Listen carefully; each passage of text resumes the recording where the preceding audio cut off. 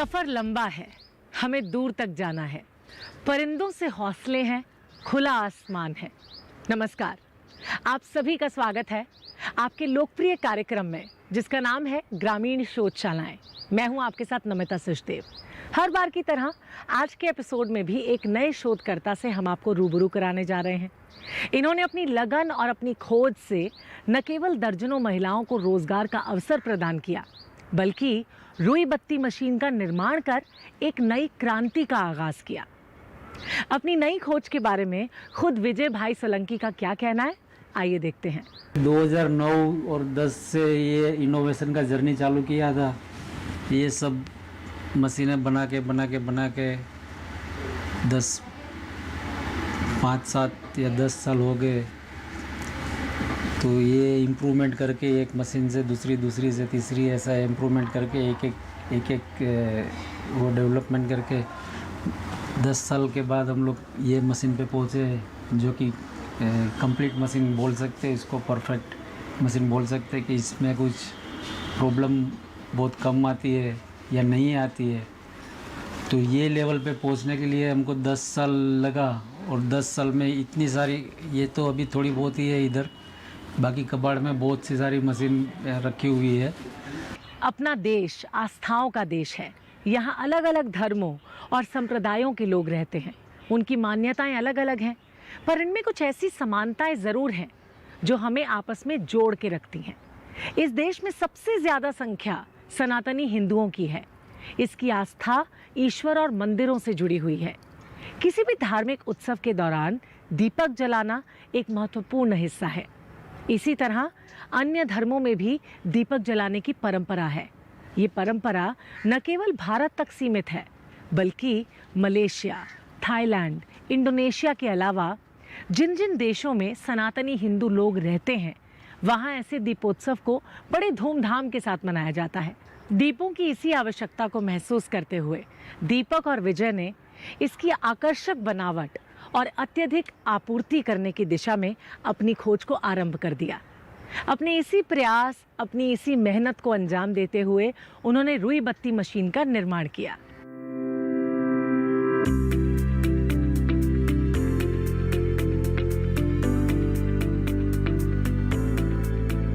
देश का सबसे लंबा समुद्री तट वाला प्रदेश गुजरात का अहमदाबाद शहर कॉटन इंडस्ट्री के लिए दुनिया भर में मशहूर है। अहमदाबाद की इन व्यस्त गलियों से दीपक भाई व्यास अक्सर गुजरा करते थे। जब कभी इन्हें पूजा सामग्री के रूप में रुई बाती की जरूरत महसूस होती, तो ये यहाँ फेरी वाले से खरीद लेते।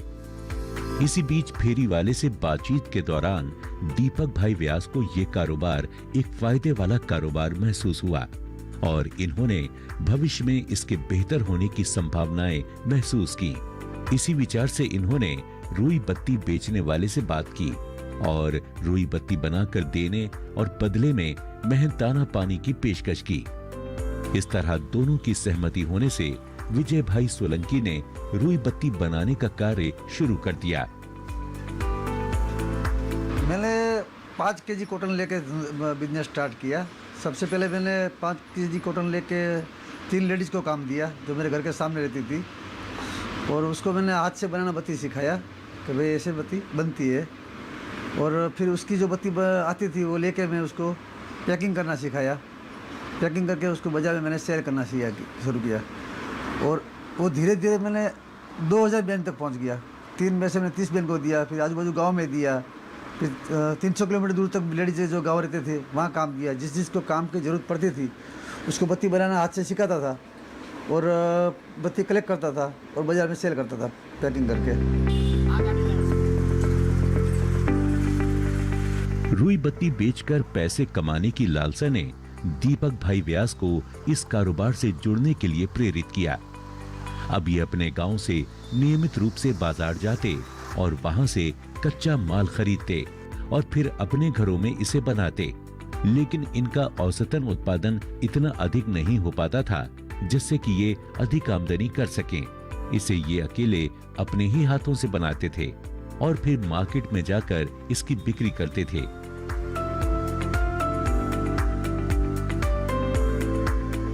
धीरे धीरे इन्होंने महसूस किया कि इस तरह के कार्यों से महिलाएं ज्यादा जुड़ी हुई हैं, तो क्यों न फिर महिलाओं को इससे जोड़ा जाए। इन्होंने उन महिलाओं की तलाश शुरू की जो महिलाएं कुछ अलग आमदनी करना चाहती थीं, जिसके लिए दीपक भाई व्यास ने स्थानीय महिलाओं से बात करना शुरू की। अब आज की तारीख में मैं करीबन 6000 बहनों को काम दे चुका हूँ, अलग अलग संस्थाओं द्वारा, अलग अलग मंडली द्वारा, अलग अलग गांव में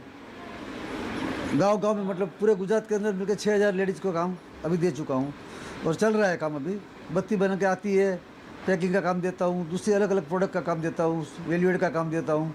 ये सब महिला जुड़ी हुई है। 50-50 लेडीज़ का ग्रुप बना के काम करते हैं, कोई 10 लेडीज़ बना के ग्रुप काम करते हैं, कोई सिंगल यूज में ले जाते हैं। इस तरह मैं पूरा सेटअप किया हुआ है। दीपक भाई व्यास ने जरूरतमंद महिलाओं से बात करके उन्हें अपने कारोबार में शामिल कर लिया। इस तरह से इन्होंने महिलाओं का एक ग्रुप बनाकर रुई बत्ती बनाने का कार्य आरंभ किया। इस कार्य में महिलाओं के जुड़ने से उत्पादन में बढ़ोतरी हुई, लेकिन अभी भी आय की वृद्धि ने रफ्तार नहीं पकड़ी थी। आशानुकूल आय के लक्ष्य को पाने के लिए अभी और अधिक उत्पादन की जरूरत थी। दीपक भाई ने अपने गांव की महिलाओं को और अधिक संख्या में इस कार्य से जोड़ा और तैयार माल को बेचने के लिए शहर जाने लगे। इस तरह इनके जीवन में धीरे धीरे आर्थिक बदलाव आना शुरू हुआ। साथ ही ग्रामीण महिलाओं की आमदनी में भी वृद्धि हुई। और यहाँ आके मेरे को बहुत अच्छा लगा। मेरी सैलरी इतनी कर दी। पहले मैं आई थी तो कम सैलरी थी, जब मेरा काम देखा तो उन्होंने मेरी सैलरी भी बढ़ा दी। तो अब मेरे को यहाँ रहने में कोई दिक्कत नहीं है, कोई प्रॉब्लम नहीं है। धार्मिक उपयोग में आने वाली बाती के निर्माण को एक बड़े व्यवसाय में बदलने का काम इतना आसान नहीं था, लेकिन दीपक भाई ने अपनी समझदारी से, अपनी सूझबूझ से इसे आसान बना दिया। उन्होंने न सिर्फ अपने फायदे की बात सोची, बल्कि उन महिलाओं की आमदनी को भी उन्होंने बढ़ाया जो आमतौर पर अपने घरों के कामकाज को पूरा करने के बाद जो खाली वक्त होता था उसे यूं ही बर्बाद कर दिया करती थी। इन महिलाओं के हाथों में रोजगार देकर दीपक भाई ने सच में एक बहुत बड़ा उपकार किया। बदले में इन महिलाओं की मेहनत से दीपक भाई का कारोबार बहुत जल्दी फला फूला। उन्हें काफ़ी तरक्की मिली और उनका व्यापार विकसित हुआ। कार्यक्रम में आगे जानेंगे कि किस तरह से महिलाओं के सहयोग से दीपक भाई का कारोबार आगे बढ़ा और उन्हें तरक्की मिली। लेकिन इस छोटे से ब्रेक के बाद आप कहीं मत जाइए, देखते रहिए ग्रामीण शोधशालाएं। एक छोटे से अंतराल में ही विजय भाई सोलंकी और दीपक भाई व्यास ने रुई बाती के छोटे से कारोबार को न सिर्फ अपने राज्य में बल्कि राज्य से बाहर भी पहचान दिलाई।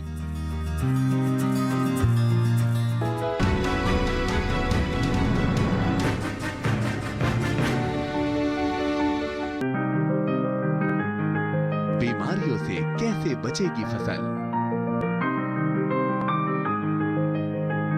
मवेशियों की मुश्किलों का क्या है हल, कहां से लाएं बीज, कितनी लगेगी खाद, किसानों के हर फोन का विशेषज्ञ देंगे जवाब। देखिए हेलो किसान लाइव सोमवार से शुक्रवार शाम 6 बजे।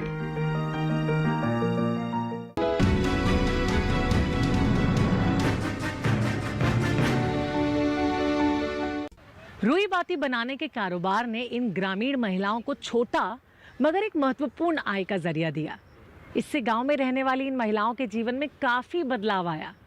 उनके जीने का तरीका बदला, उनकी जीवन शैली में तरक्की आई। अब वो अपनी छोटी छोटी ज़रूरतों के लिए ना परिवार पर आश्रित नहीं हुआ करती थी।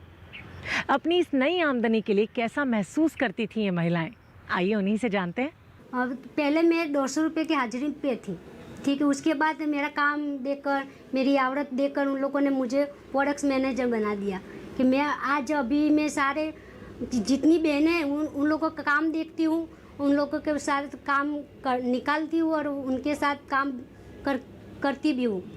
मैं दीपक अंकल के साथ 15 सालों से जुड़ी हुई हूँ। पहले हमारे घर पे काम लेके बनाते थे बत्तियाँ, फिर सर ने एक गोडाउन रखा, वहाँ पे बहनों को काम दिया और बहनों को मैंने काम सिखाया। जिन लोगों को काम नहीं आता था उसको बत्ती बनाना सिखाया। फिर सर ने जैसे जैसे मेरे काम देखा और मेरा काम आगे बढ़ता गया, वैसे मेरे को काम की पोस्ट मिली।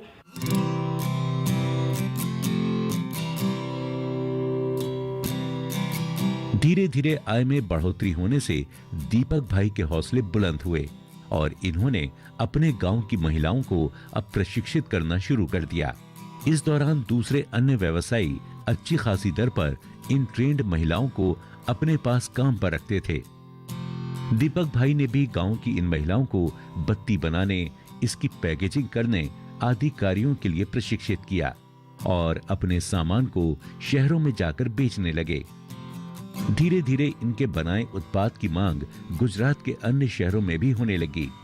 ग्राहकों के बीच इनकी लोकप्रियता बढ़ी और अब ये गुजरात के पड़ोसी राज्य राजस्थान के अलावा मध्य प्रदेश में भी इसकी बिक्री करने लगे। ग्राहक की अलग अलग रिक्वायरमेंट थी। कोई मुझे यार छोटी बत्ती बना के लाओ, कोई बोले कड़क दाढ़ी बना के लाओ, कोई बोले पोची बत्ती बना के लेके आओ, कोई बोलता है घी ज़्यादा खाती है, कोई बोले घी ज़्यादा खावे ऐसी बत्ती बना के आओ। तो मैं अलग अलग प्रकार की बत्ती बनाता गया, छोटी बड़ी साइज़, मीडियम साइज़, हार्ड। फिर मैं उसके अंदर और अलग काम करने लगा कि भाई कलर वाली बत्ती बनाई, सुगंध वाली बत्ती बनाई, नीम की, तुलसी की, कपूर की, मेंथोल की, ये अलग अलग ऐसे डाल के। तो उसको दो फायदा था, एक तो घर में सुगंध की आती थी और रोग प्रतिरोधक शक्ति मिलती थी। कपूर की बत्ती जलाने से स्वाइन फ्लू नहीं होता है, मेंथोल की बत्ती जलाने से सर्दी कफ नहीं होती है। ये सोच के उसके अंदर मैं वैल्यू एड का काम करता गया और अलग अलग साइज़ की, अलग अलग बत्ती, अलग अलग क्वालिटी की बहुत सारी वैरायटी बनी। कम से कम 150 प्रकार की बत्ती बना दी मैंने। एक छोटे से अंतराल में ही विजय भाई सोलंकी और दीपक भाई व्यास ने रुई बाती के छोटे से कारोबार को न सिर्फ अपने राज्य में बल्कि राज्य से बाहर भी पहचान दिलाई। लेकिन बाजार की प्रतिस्पर्धा में अभी भी वो पिछड़ रहे थे। विजय भाई और दीपक भाई को अभी इस कारोबार में लंबी छलांग लगानी थी। अपने इसी प्रयास में वो गहरे विचार मंथन में जुटे रहे। इस तरह वो एक ऐसी खोज से जुड़े जिससे मिनटों में ही इसके उत्पादन को बढ़ा सकें। आमतौर पर अभी भी एक ही आकार प्रकार वाली रुई बाती बाजार में उपलब्ध थी। इस बात को महसूस करते हुए दीपक भाई और विजय भाई ने अलग अलग साइजों में और अलग अलग आकर्षक डिजाइनों की रुई बत्ती को बनाने पर जोर दिया। इसके लिए अलग अलग रंगों का भी इस्तेमाल किया गया।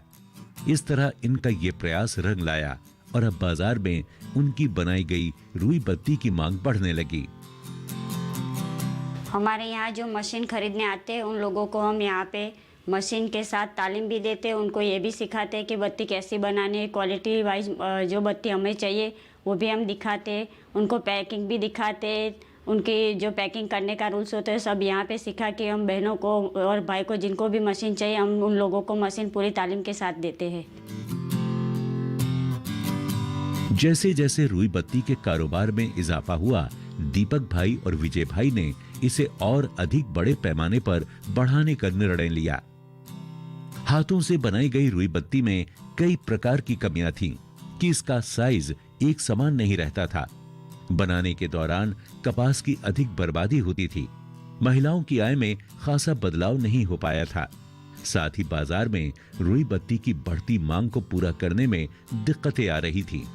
तभी इनके मन में विचार आया कि यदि इस कार्य को मशीन के द्वारा किया जाए तो अधिक से अधिक उत्पादन लेना भी संभव होगा और साथ ही कपास की बर्बादी से होने वाले नुकसान से भी बचा जा सकेगा। इस तरह इनके मन में मशीन से रुई बत्ती बनाने का विचार आया, परंतु इसे बनाया कैसे जाए, इस बारे में अभी भी इनके पास कोई आइडिया नहीं था।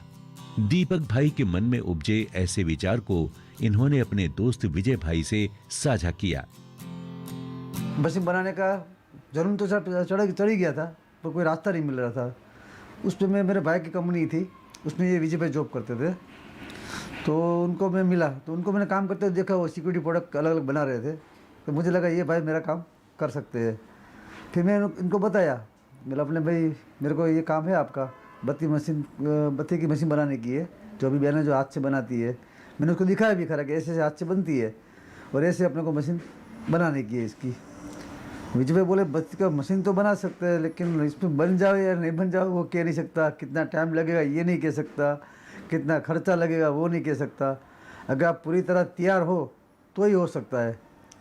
मैं बोला अभी हाल तो मेरे पास ऐसा कोई पैसा कैश नहीं है कि अपने ये करेंगे, लेकिन जो बिजनेस में पैसा कर रहा हूँ अभी उसी से भी एडजस्ट करता रहूँगा। तो आप एक काम करो, मेरे भाई के बाद जॉब छोड़ दो और अपने मशीन बनाने में लग जाओ। जो घर का खर्चा है वो मैं माल बेच के निकाल दूंगा, आपका खर्चा और मेरा खर्चा और R&D का खर्चा। विजय भाई और दीपक भाई ने सोचा कि क्यों ना कोई मशीन बनाई जाए जिससे हमारा कारोबार तेजी से आगे बढ़े। यहीं से इन दोनों के दिमाग में एक नई मशीन बनाने का शोध चलने लगा। पर अपने इस शोध को कारगर इन्होंने कैसे बनाया, इसमें कितना समय लगा, इसके बारे में कार्यक्रम में आगे जरूर जानेंगे। पर फिलहाल यहाँ पर एक छोटा सा ब्रेक ले लेते हैं। आप कहीं मत जाइए, जुड़े रहिए हमारे साथ। अपने दोस्त की आवश्यकता को महसूस करते हुए विजय भाई ने रुई पत्ती बनाने की मशीन के डिजाइन पर काम करना शुरू कर दिया।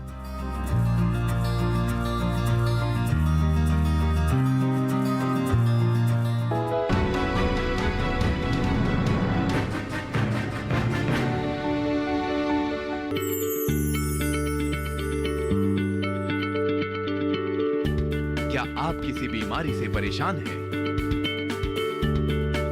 चाहते हैं डॉक्टर की सलाह? तो हम हैं आपके साथ, बताएंगे आपको जीने की राह। समस्याएं आपकी, समाधान देश के मशहूर विशेषज्ञों के। घर बैठे बात करें देश के जाने माने डॉक्टरों से। हमारे लाइव प्रोग्राम स्वस्थ किसान में हर शनिवार शाम 6 बजे से 7 बजे तक।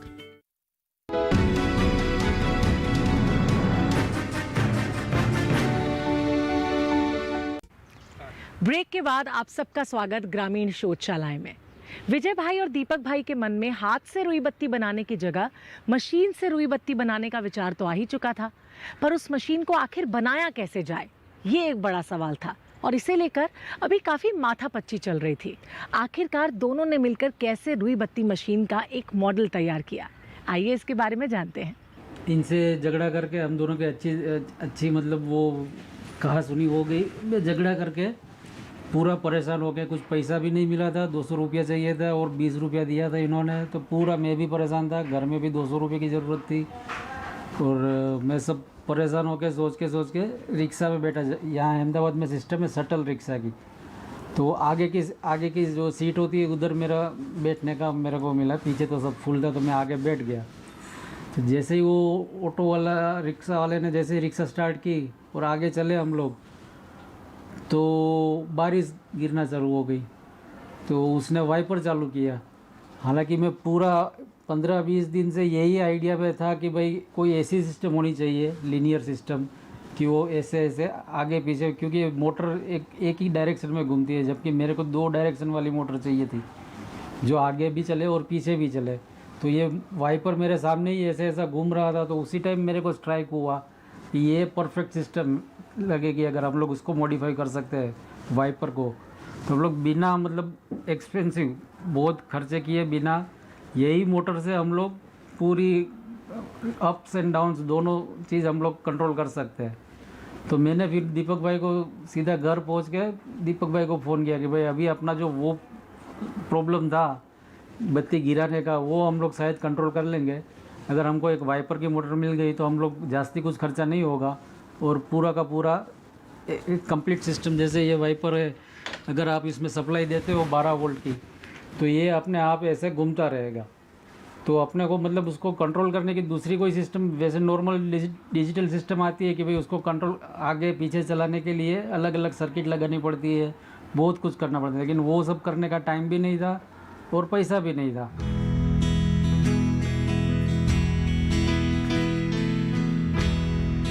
अपने दोस्त की आवश्यकता को महसूस करते हुए विजय भाई ने रुई बत्ती बनाने की मशीन के डिजाइन पर काम करना शुरू कर दिया। अपनी नौकरी छोड़कर दिन रात वो इसी प्रयास में लग गए। उनके इस प्रयास के लिए मेहनताने के तौर पर दीपक भाई ने आपस में एक राशि तय कर दी। लगातार शोध और अनुसंधान के बाद रुई बत्ती मशीन का निर्माण हुआ। जब शुरुआत की थी मैंने ये मशीन बनाने की, तो कम से कम मेरे को 4 या 5 साल लग गए। एक प्रोटोटाइप पीओसी डिज़ाइन करने में ही 4-5 साल लगे थे। तो 4-5 साल में मैंने एक की मतलब वैसे तो बहुत मशीन बनाई, लेकिन धीरे धीरे जो प्रोडक्शन लेवल की है वो मशीन तो 4-5 साल के बाद में बनी। तो जो वो बनती थी उसको भी मैं मतलब मैं अकेला ही असेंबल करता था, मैं ही बनाता था, मैं ही उसमें वेल्डिंग ये सब मैं वही सब करता था। तो मेरे को एक मशीन में 7-1 दिन में बनाता था अकेला। बाद में धीरे धीरे जैसे जैसे उसमें टाइम बीतता गया, हम लोग सीखते गए उसमें से, और मैं खुद उसमें थोड़ी डिज़ाइन मैंने पूरी चेंज की है मशीन की। तो जो पहले बनी थी जो प्रोटोटाइप, उससे बहुत चेंजेस हो गई। अभी पूरी इसमें मोल्ड बेस कर दी, पूरा सब मोल्ड लगा दिया, इसमें डाई लगा दी, सर्किटरी है वो सब पहले एनालॉग थी, वो अभी डिजिटल हो गई है। तो वो सब डिज़ाइन करके करके अभी ऐसी कंडीशन आ गई कि अभी हमारे जो वर्कर है वो एक दिन में एक वर्कर 3 मशीन बना सकता है, और 6 वर्कर है तो मिलके एक दिन में वो सब मिलके 20 मशीन बना देते हैं। एक मशीन की कीमत हमारी 20,000 के आसपास है, 20,000 है। और हम चाहते हैं कि ये बहुत सी बहनों, ये जो गरीब बहनें हैं उसके पास ये हमारा मशीन पहुँचे और वो अपना रोज़गार कमा सके उसमें से। एक वक्त ऐसा भी आया जब विजय भाई और दीपक भाई को अपने शोध को रोकने के लिए मजबूर होना पड़ा, लेकिन इसी बीच दोनों की जिंदगी ने अचानक करवट बदली। इनोवेशन जो इवोल्यूशन होता है, इनोवेशन का ऐसा नहीं होता कि फटाक से मशीन बन गई और फटाक से हम लोग पैसा कमाने लग गए, ऐसा नहीं होता कभी भी। इसकी जो इवोल्यूशन होती है उसमें बहुत से ऊपर नीचे अप्स एंड डाउन्स आते हैं, तो सर्वाइव करना पड़ता है, और इसके हिसाब से आपको कोई भी चीज़ आगे चलती है। विजय भाई के शोध कार्य की प्रशंसा देश की प्रसिद्ध संस्था NIF यानी नेशनल इनोवेशन फाउंडेशन तक पहुंची। इस संस्था ने विजय भाई के कार्यों की प्रशंसा की और इनके द्वारा किए गए शोध को काफी सराहा। विजय का दिमाग था, तकनीकी दिमाग था, और दीपक भाई के पास व्यापार करने का तरीका था।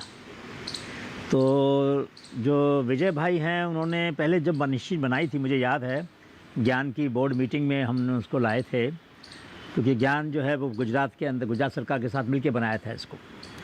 तो जब पहली बार वो ज्ञान में लाए तो बहुत बड़ी मशीन थी, इतनी बड़ी, और सारे अस्थि पंजर उसके दिख रहे थे, खुला मतलब मशीन थी। वहाँ से आज आपने देखा होगा बहुत छोटी सी मशीन इतनी सी बन गई है, और बड़ी ये काम में जो अपने पंचाल भाई हैं उन्होंने मदद करी उसको रीडिज़ाइन करने में, और उसको कम खर्च का उसको छोटा मॉडल बनाया। लेकिन अगर इन्होंने बड़ी मशीन नहीं बनाई होती तो हम छोटे मॉडल को उसका डिज़ाइन बना नहीं सकते थे।